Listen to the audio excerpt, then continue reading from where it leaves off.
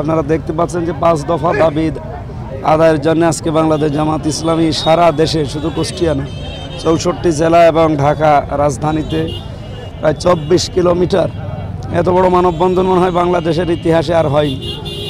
এই দৃশ্যগুলো দেখার পরেও যারা দায়িত্বে আছে তাদের যদি টনক না নড়ে, আমাদের সামনে আরও কঠোর কর্মসূচি আসবে। আমরা আশা করছি আর সামনে যাওয়া লাগবে না, ওনারা মেনে নেবে। এবং এ দাবি যেহেতু আন্তর্জাতিক অপরাধ ট্রাইব্যুনাল কিছু দেখিয়েছে, এরপরও যদি মানুষ না বোঝে, দেশের মানুষ, আয়না ঘরের বিষয় সামনে এসেছে, আমি নিজে যেহেতু ছিলাম, এটা তো কত কঠিন জায়গা, এটা না থাকলে মানে বক্তব্য দিয়ে বোঝানো যাবে না।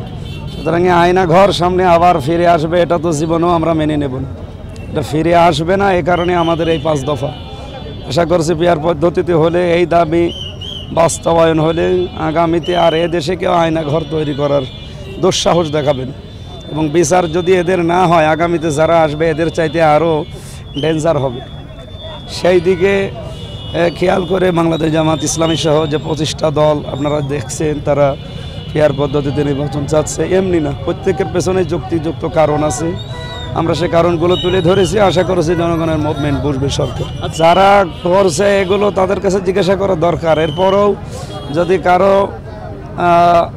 হাতে তালি দেওয়া দেখে তারাও তালি দেয়, অনেকে তালি দিচ্ছে, আমার মনে হয় তারা কাজটা ঠিক করছে না, তারাও ভুল স্বীকার করবে এবং বুঝবে ইনশাল্লাহ।